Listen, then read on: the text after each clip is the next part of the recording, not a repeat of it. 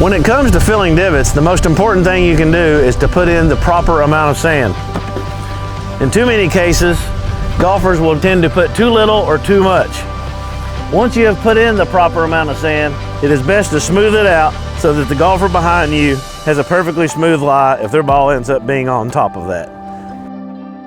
The next thing we're going to talk about is bunker raking, because the last thing that anybody wants when they're playing around a golf is to end up with a lie like this.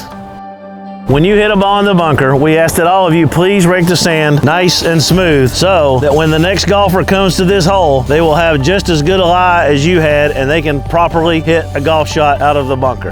And last but not least, always enter and exit out of the low side of the bunker, because entering at the face is much more damaging to the sand and harder to rake out.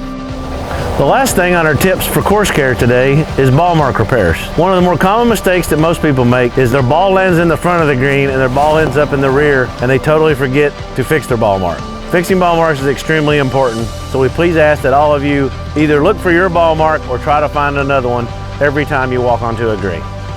The proper way to fix a ball mark is to pull the grass from the sides of all sides back towards the middle to where it's completely full, and then tap down the turf so that it is nice and smooth. That's all for today. I hope that you can use these tips in course care to keep our course in top condition and leave it in a better condition than what we found it when we played.